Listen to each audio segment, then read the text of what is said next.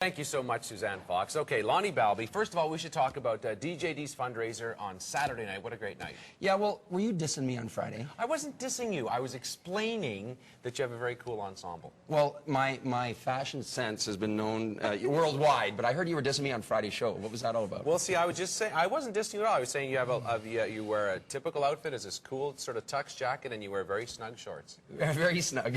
That's all I was saying. It was cool. It was a lot of fun. Fun party. Now, this is an interesting case. Lonny Balbi, family lawyer here in town, talking to us, and by the way, most of us either know him because we've had to deal with him through our family issues or because we park at his place to get over into the Stampede grounds. I have a lot of friends at Stampede Week, let me tell you. I bet you do. Explain the case. So this is a guy marries into a situation where there's kids. Well, okay, first of all, let me tell you, Dave, I gotta tell you, today's show is all about wake up. You gotta wake up. People are sleeping too much on this one. I brought this pillow here just to tell you about why this case is so important, because people don't know what's going on. So let me explain it to you, and I hope I can stay awake with the pillow right in front of me. So what is, okay, these people were living together, okay? So let's talk about the facts. The facts were that they were living together, not married. Right. Now, the woman had a child from, well, she actually was artificially inseminated, but this man was not the father. Okay. Okay, so that's the important point. It doesn't matter that... how she got pregnant. Yeah, it's just that this guy is not the father. So these two people want to live together, okay? And then they have a child, but the child is hers from a different relationship, we'll say. And what they want to do is they want to sign a contract right at the very beginning saying, look, if anything happens to us, if we decide to split up, we're not going to have any relationship with each other, and you're not going to be responsible for this child. You're not going to have to pay any child support. You're not going to have any custody or access rights. And both of them agree to it. Yeah, but both of them agree. Okay, so mom says the same thing, dad says the same thing. Sign off. Sign off.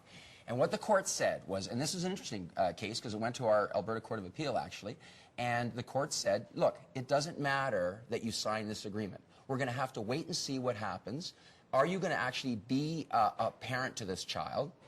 Are you going to support the child? Are you going to go to the games? Are you going to take the child to hockey? What are you going to do?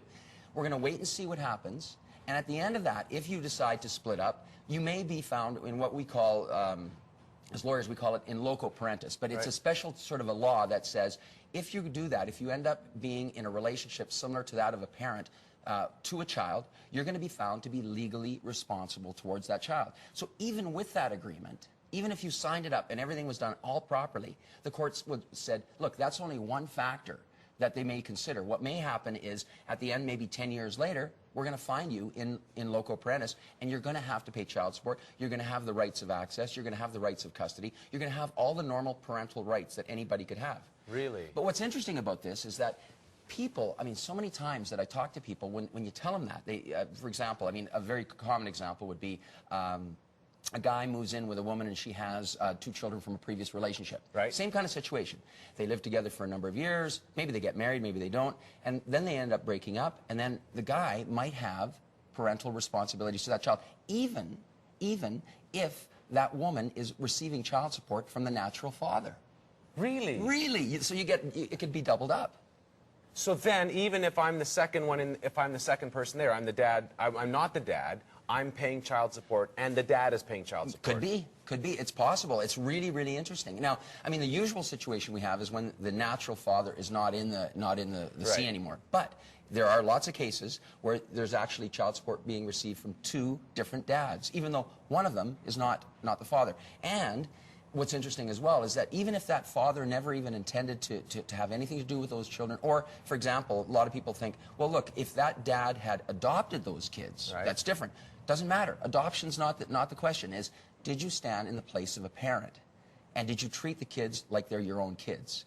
And then if you are, once you're deemed to have done that, then these responsibilities come in. It's a fascinating area. And it happens whether you're married or common law. Common law because we have a fairly new statute in Alberta, but I thought the court did a really good job. They talked about this. They said they're trying to get the word out to tell people. I mean, just understand what your responsibilities are. right? Right. And it was very child focused, right? The whole decision. I mean, if if you're the guy or if the woman has to pay support, it doesn't sound very fair. You think, oh, that's too much money. But if you're really looking at it from the perspective of the child, if the child had a relationship with that person and they, that's really truly, that's the father or that's the mother that they've gotten to know over the years, then it makes sense. Right. It makes a lot of sense. From a child-centered focus, it does make a lot of sense. How long is common law? Like, how long does it take for common? Well, actually, in Alberta, the rule, for different statutes, it's a different time.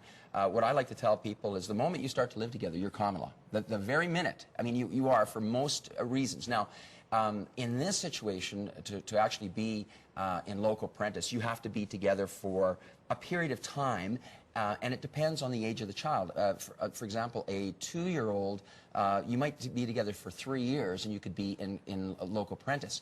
A 12-year-old or a 15-year-old might not be, you may never develop that relationship because the kids are, looking for independence and stuff. So it depends on the age of the children. Isn't that interesting? It's fascinating. It really is, and most people don't know it. So wake up. Wake up. Wake up, I tell you. It's really important, isn't it? It is. So, and make sure you talk to somebody and saying it's love and we're just going to move in and everything's simple. It may not be, so just make sure you understand. Well, understand it. I mean, and an agreement isn't going to be the be-all and end-all, but also understand what your responsibilities are before you do this. Sure. That's the main thing, because most people are just totally surprised at the end of all of this. And that's why Lonny Balbi's here. Thank you so much for coming in, Good to Lonny. see you. Good to see you. Everybody, wake up. Wake up. We'll be right back on BT. Now, I was also, so this other story. Maybe